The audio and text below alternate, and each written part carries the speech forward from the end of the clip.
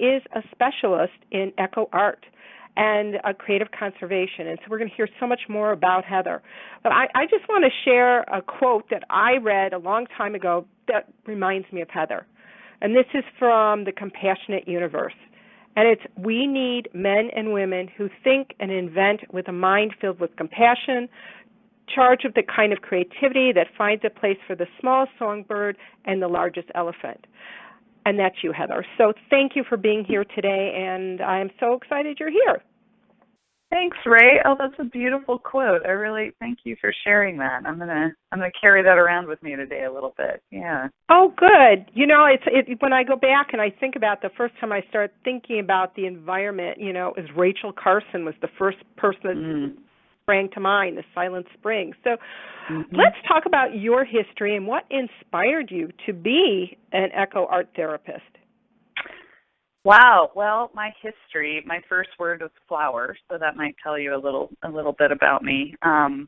I just have always enjoyed being outside. I've always felt a real connection with nature, and in terms of my own process, I have found that the most healing times for me were times where I wasn't necessarily figuring things out or doing anything particularly other than just allowing myself to be in a space with other beings within the natural world, and something happens there that's very profound. My interest kind of focused initially on how nature could heal individuals and people, but I'm really, really interested in kind of the other side of that coin, in how developing relationships with the natural environment can inspire people to then enter conservation work in whatever way that works for them. That's fascinating. So tell us a little bit about the work you're actually doing and some of the projects you've done over the last few years. They're fascinating. Yeah, so I guess initially the projects that I was doing were, I guess they were community-type projects, and then I've also developed some more kind of just individual work based on this idea of connecting people and forming relationships. So, for example, my first real sort of intentional eco-art therapy, or what I now like to call creative conservation project, was with the National Park Service in a really small community in Washington State, and it's a place where you have to take a boat or an airplane to get there. It's pretty isolated, and there's about 80 people that live there year-round, and I had previously lived there very briefly when I was a National Park artist in residence, and so I was invited back, and we did a project where the whole community came together, and we all built kites out of paper and natural materials. And then there's a spot there where the river empties out into this very big lake, and the wind will kick up there in the spring. So what we did was we built these art objects, and then we could take them out onto this riverbed, and we could fly them en masse, all in one kind of big installation. So it gave everybody the opportunity to really interact with that space and with the wind. And we didn't really do anything other than hang out together, build these kites. There was no, I guess, direction in how people were supposed to think about it, what it was supposed to do for them. The intention was just to show up and let the process unfold. And what ended up happening was people became very connected to one another, because this was a process where we all had to help each other. And then expanding that social activity out into the world, we also had to work with what we were presented with that day, which was kind of a lacking wind, but we all worked together. We got all the kites up. We had to work with the riverbed, which was muddy and kind of icky in some places and real sandy and nice in others. You know, so it just kind of expanded that social interaction out into the world. And later, when we hung these kites in a gallery, and we did kind of some artifacts of this installation that we had done, and people shared a lot about what it was like to come together in community and to come together in this place where they all lived and to see it in a different way. And we all started to notice that the way that people had decorated their kites had reflected something about the wind and their interaction with the sky and with that space. And all of that was very unintentional. So that told me that if people are given an opportunity to experience each other and to expand that social interaction into the larger world, that relationships will form without trying. And I think that's the beauty of artistic process in general, is that it takes us out of our heads and it puts us in our bodies and in our emotional space in a way that we can relate on a very fundamental level that we're not intellectualizing about. We're actually experiencing rather than thinking about. So, and my individual work in my private practice, I actually use eco art therapy because I found that people who come from trauma backgrounds especially have difficulty interacting with other people because trust is usually eroded in that situation. So I've noticed that these people that I've worked with tend to have relationships with certain places or with animals or with even. So you're saying it's easier for them to relate to objects and nature rather than to people. Okay. So we start there. What's that relationship like? What does that do? So how do you explore that with people? I mean, do you have them draw? Do you have them write? What do you have them do? Do you have them take photos? It depends on the person. So sometimes I have actually done therapy sessions in these places that people like to go to. Other times I've encouraged them as a practice between sessions to go there and to just begin thinking about that as a relationship and really kind of mindfully contemplating what is it that I'm getting here. And, sometimes they make artwork, depict the place or the animal. Sometimes I've actually brought animals into my therapy space. Some people will have sort of talismans from some of these places that they'll bring in and share. So there's many ways to work with that. And, just like anything, it's really an individual thing. I think that the point of that is that process of relating to the natural world, it's an intuitive thing that we do because we're not separate from it. We are actually part of it. And even me sitting here calling it, I'm a little uncomfortable with that language. So, all right, but I'm going to ask you a question. So where is your yeah. favorite place on earth? Where is it that you relate most closely? Oh, geez, that's hard because I have like 10 favorites. Well, give us one or two. I know you've lived in different places. So what's happened today? So I would say the Washington coast, the North Coast, is very wild. That's the place that I really relate to.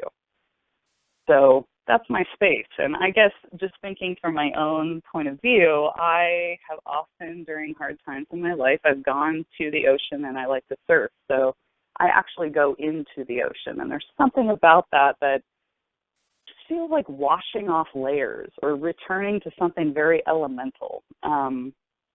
So I don't know, and it's different. And again, it's hard to kind of describe, but in the group work with people, it's similar because we're just, in all of that, we're not thinking about what we're going to accomplish. We're just experiencing ourselves in relationship with other elements of where we live. And so because of that, because we get that relationship and we get healing, we begin to start caring about the context in which that's happening, meaning that we care about the earth and nature and the beach or the animal or whatever is special or that experience that we had. And then because human beings operate this way socially, we begin to try and reciprocate because that's part of us having a relationship. So in that reciprocation, we're motivated to do things that benefit the spaces and the beings that we're having that relationship with. I hope that makes sense. That. It does. I just want to share a little bit of a story. I got divorced 20 plus years ago, but I decided I was going to take a vacation. And it was the first time I traveled by myself in a really long time, and I decided I was going up to Canada. I started in Calgary, and then I went to Lake Louise and Banff, that area.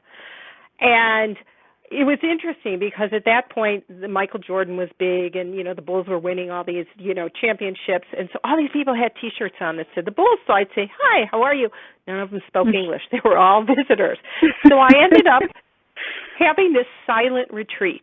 And it was so incredible because when I was, walking these paths and, around Lake Louise and I'm hiking by myself, I could hear the water running through one ear and out the other. I was really connected to nature in a way I had never been before. I never experienced the divine like that until that moment when I totally knew. I mean, I was having a conversation with a squirrel. It is, I mean, we literally are looking at each other, and I am really intensely listening and hearing, and it changed how I felt about the earth in a very big, bold way, and about my relationship with spirit, and having that deeper connection with source, because then I knew we were all connected. It is an interrelated thing, and it doesn't matter if it's human beings or animals or whatever, that we are one, and there is that idea of a unique world, and just even seeing the beauty and the colors, and everything seemed to be more brilliant and vibrant, and the blues in Lake Louise were amazing to begin with, and then they just got more beautiful. So I understand that kind of connection, and I think it's really important. I walk in nature a lot. I mean, I love the botanic gardens, and I believe in nature. And so, look, if you're a city dweller, they're all gardens. You will find botanic gardens, or I go to the lake, because you don't have to go to the wilds of Oregon or something. And so, because I've been a city dweller, but I really embrace that time, either walking along the lake or just being there and walking in the gardens. That does something for me. Well, you've touched on a couple things, that I think are really tremendous. Finish, please. I interrupted you. Oh, no, this is great. I love conversation. So this is back and forth. Me too, and sometimes I get excited and I interrupt. Right. I know I'm the same way. That's what this is all about. So it's about sharing ideas, what works, what doesn't, and I have a few other questions before we end, but I love this conversation where it's going. So go ahead. Absolutely. So just to respond to a couple things you said, and maybe to ask a question, one of the things that I just love that you said was it was kind of poetic, that you could hear the water in one ear moving out the other, like that idea of being permeable and being able to feel those connections. Because again, I mean, it sounds like from what you said, you felt that. It wasn't something you were thinking about. Oh, no, it was a total experience. Yeah. Right.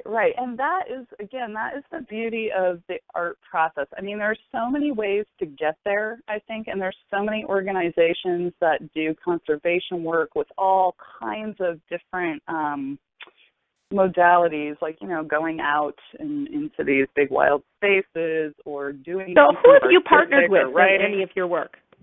What's that? Have you partnered with anybody in your work? So absolutely. So the National Park Service has been really gracious to me a couple times, and some arts and humanities organizations. So the one that helped fund the kite project was Stehekin Arts and Humanities, and it's a kind of local nonprofit group up there.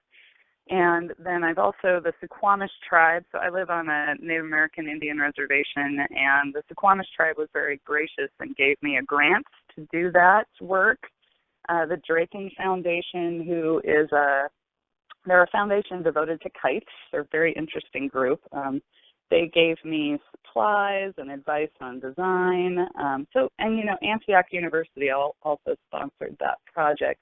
And I wouldn't have been able to do it without all those people. So, that's another element of this, is that there was actually this ecosystem built around these cooperative entities, because on my own, as just an individual floating around in the world, it would have been impossible for me to do that. But because this, and I'm going to call it an ecosystem, it sort of formed around the nugget of the idea. The idea changed, where it went changed. It eventually coalesced into its own thing, which was the end result, the project. And when I'm doing this work, there's a phrase called the ecological method, and that was coined by an art critic named Susie Gablick. And what that means is that, you show up and you put out your intention as an artist or whoever it is doing whatever, and you let an ecosystem form around that, and then you flow with it. So instead of trying to direct, you you put an intention out and you allow the process to unfold and trust that because there are all these elements coming together, it's going to manifest in the form it's supposed to take. And that's how systems work in nature. And that's how they work in human groups as well. And the more, you may have experienced this, I don't know, the more you sort of try and force something and push a point, the narrower the focus gets, and you can't see the other things that are available to you. And in natural systems, what starts to happen is the system starts to die when there aren't enough options available. So that's why diversity is very important in nature and in human communities, because it gives the opportunity for all those elements to flourish, specifically because they're connected to one another. So, that's another kind of underlying idea.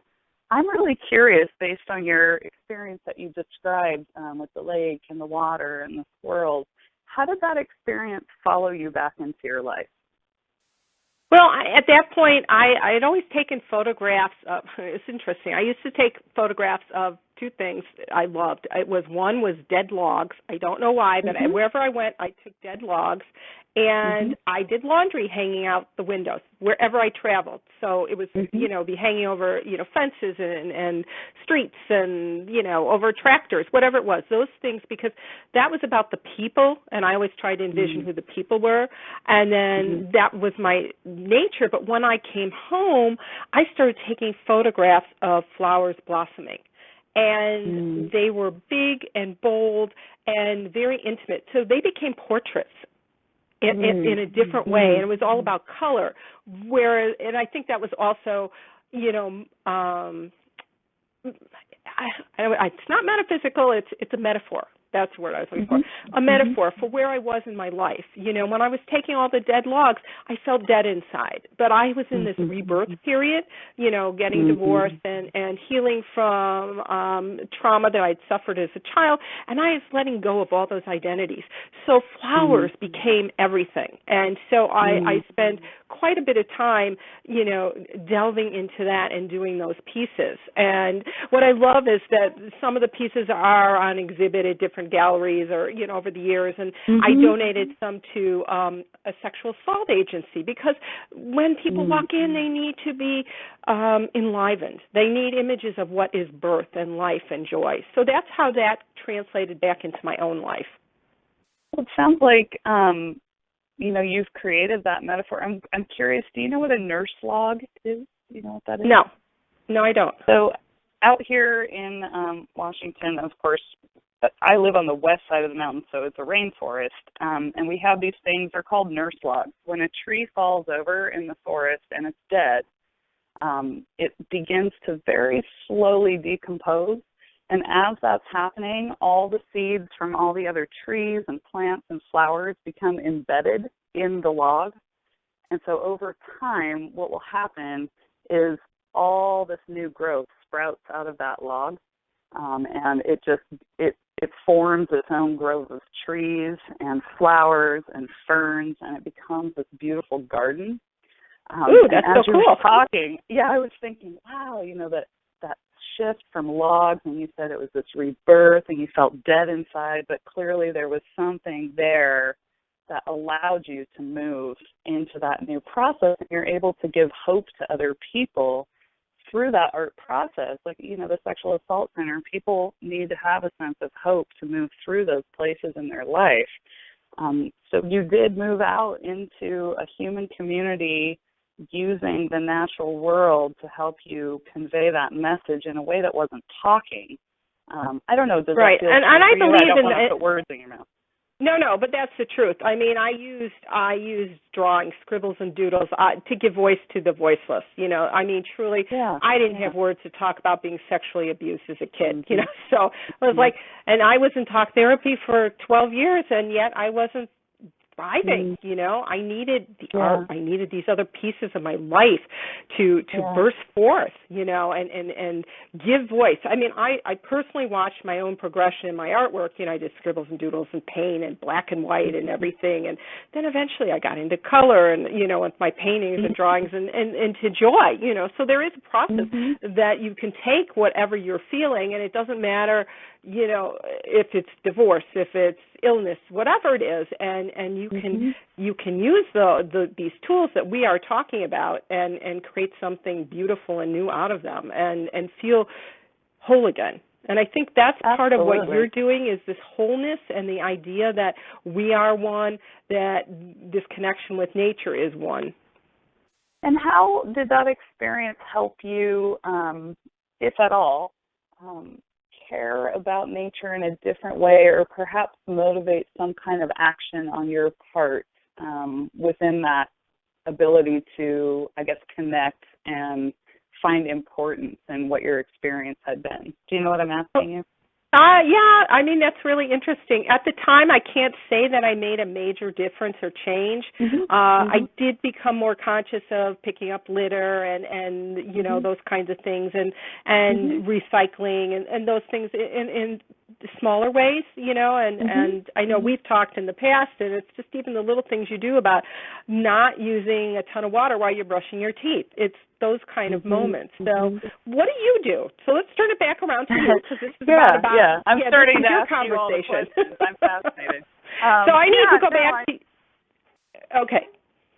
yeah, So I think how that how do I kind of approach the question I just asked you is sort of what I'm hearing right? you asking. Yeah. You know, I do think yes, I do a bunch of sort of tiny things and sometimes I think people get really frustrated and Arne Ness, who is he kind of started the whole idea of deep ecology, meaning that nature can exist in and of itself, and that is okay, that it doesn't have to be for human benefit. And he talked about this idea that people become sort of paralyzed when confronted with the world that we live in. And so sometimes it's hard to hear about all of the things that are sort of going wrong or that we see disappearing or being degraded. And it sort of just causes this apathy. And so it's really hard, I think, to think about the notion of a 10,000 small actions adding up to something very profound because they're quiet and humble things that we're doing. And I do the water thing. I actually have a bucket in my shower, and so as I'm taking showers, the bucket fills up, and then I can flush my toilet with it. And you wouldn't think that that would be a big deal out here because it rains all the time. But we have droughts every summer, and we have horrible forest fires on the east side of the mountains, and we have water shortage in the islands, the San Juan Islands that I grew up in, because they're essentially like rocks. There's not a lot of water out there. So it's important for everyone to do things like that, even if it So what would seems you like you're in a suggest? place. What would Yeah. you want I think to one of the other do things you things? said was, in the city. Like, it's okay. You can find nature in a city. In fact, I would suggest that the buildings that you walk on or walk by and the sidewalks that you're walking on and everything around you, even trash, and I know maybe that's a stretch for some people, but everything in the world is part of nature in some way. So the buildings used to be mountains. They were quarried. I wonder if they kind of remember that in their beingness in the city. So I think just a shift in perspective is also very helpful. Not that you want the trash lying around, because maybe it's interacting, it's been introduced in a way that isn't helpful to the health of the city or the people who live there or the beach or whatever it is. So again, those small actions. So I take garbage bags to the beach with me, and I pick up trash when I'm walking through the woods, and I just throw it in a garbage can, I try to educate people about, so we have a problem with plastics on the coast that wash up in huge quantities, and they come from Japan. And of course, we have some fallout kind of materials and water problems from the nuclear disaster in Japan that have kind of come on shore for us. And so just educating people about those things that are going on and encouraging them to find their own small way to contribute or to start kind of that action process. So for some people, that's joining an organization of some kind. There's an organization called Surfrider, all up and down. It's a national organization, and they do water quality testing, and they help people understand the impact of certain things that are going on the coast. We have a beach cleanup here every April 1st that we do. For some people, it's donating some kind of money or time or something to an organization like the Nature Conservancy, or it's taking classes somewhere that's a conservation organization that has a variety of things to sort of do to start building those relationships. It could be as simple as I have a garden that's sort of overflowing with flowers, so I leave my clippers out, and my neighbors know that they're welcome to come over and hang out in the garden and clip flowers whenever they want. Oh, that's beautiful.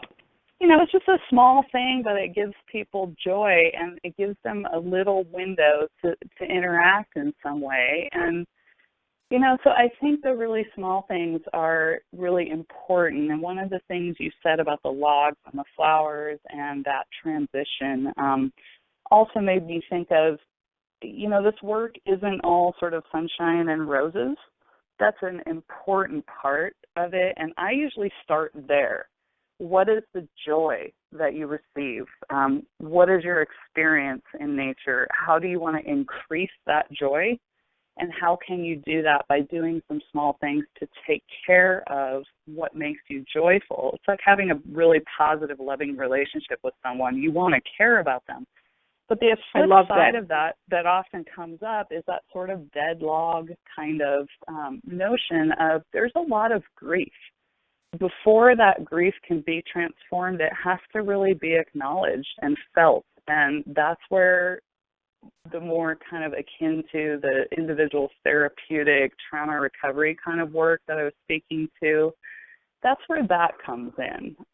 Okay, I have because we're starting to get close to our time, but I wanted to ask you, and this might flow right into that, do you have any kind of tools or tips or techniques you use to break through creative blocks?